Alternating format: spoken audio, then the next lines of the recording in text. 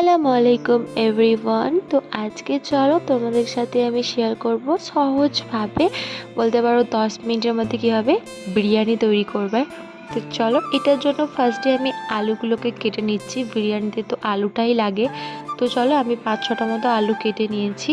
এরপর আলুগুলোকে আমি একটু ভালো করে ধুয়ে নেব। তারপরে আমি আলুগুলোকে ধোবার জন্য কলসি থেকে একটু জল নিয়ে নিলাম। আর আলুগুলো না একটু সুন্দর করে কচুরে কচুরে ধুয়ে নিচ্ছি, যেহেতু অনেকটাই ময়লা থাকে তার জন্য। আর আলুটার পিস তোমরা নিজেদের ইচ্ছা মতো করো, যে যেরকম রাখতে চাও সে সেরকম রাখতে পারো। অনেকে তো গোটা আলুও রেখে দেয়, বাট আমাদের গোটা আলু রাখতে ভালো লাগে না, তাই আমরা কিন্তু পিস করে দিচ্ছি।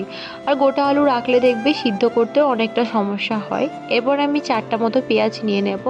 আমি এই বিরিয়ানিটা বানাচ্ছি 5 জনের মতো। আমাদের কাছে এই বিরিয়ানিটা কিন্তু বড্ড ভালো লাগে। এই বিরিয়ানিটা করতে সময়টাও কিন্তু অল্প লাগে, তার জন্য আমার কাছে না এটা খুব ভালো লাগে, তাই আমি ঝটপট করে নিই। আগে আমিও আলু ভাজতাম, পেঁয়াজ ভাজতাম, ওইভাবে বিরিয়ানি করতাম, বাট ওইভাবে অনেকটা টাইম পেরিয়ে যেত। আর এই বিরিয়ানিটা মাত্র অল্প সময় লাগে করতে, তার জন্য কিন্তু এই রেসিপিটা আমি তোমাদের সাথে শেয়ার করছি। তোমরা একদিন আমার কথা শুনে এভাবে ট্রাই করে দেখো, দেখবে খুব সুন্দর লাগে বিরিয়ানিটা। তো চলো, এদিকে আমার 4টা পেঁয়াজ কাটা হয়ে গেছে, আমি এরপর সুন্দর করে এগুলোকে রেখে দেবো। এদিকে আমি আদা রসুনটাও কিন্তু সুন্দর করে কেটে গুছিয়ে রেখেছিলাম। আমি রান্না করতে বসলে কিন্তু সব পরিপাটি গুছিয়ে রাখি, হাতের কাছে যেন টপাটপ কাজ হয়ে যায়। তো চলো, এগুলোকে সুন্দর করে আমি বেটে নেব। আমার বাড়িতে মিক্সি আছে, বাট তবু আমি এইগুলো দিয়ে ভালো করে থেতলে নিই, কারণ আমার হাতে বাটা মশলাই বেশি পছন্দ, তার জন্য।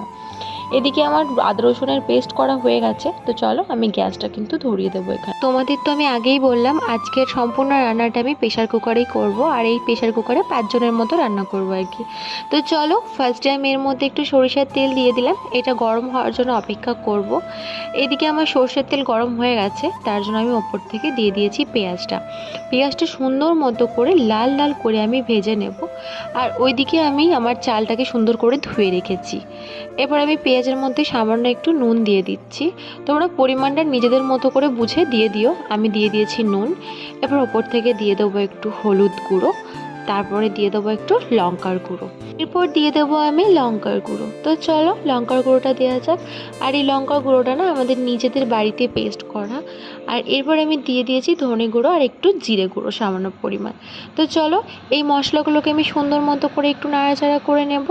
আর এদিকে আমি একটু করে নাড়াচাড়া করার পরেই দিয়ে দেবো আদা রসুনের পেস্টটা দেওয়ার পর একটু ভালো করে ফ্রাই করে নেবো। আর এদিকে আমার মোবাইলে ভাপ লেগে একটু ক্যামেরাটা কেমন হয়ে গেছিলো। আর এদিকে যখন একটু তেল তেল বেরোনো বেরোনো লাগছে, তখন আমি দিয়ে দিলাম আমার আলুগুলো তো তোমাদের দেখালাম, আমি আগেই কেটে রেখেছিলাম। তো চলো, এবার এগুলো একটু ভালো করে মিক্স করে নিই।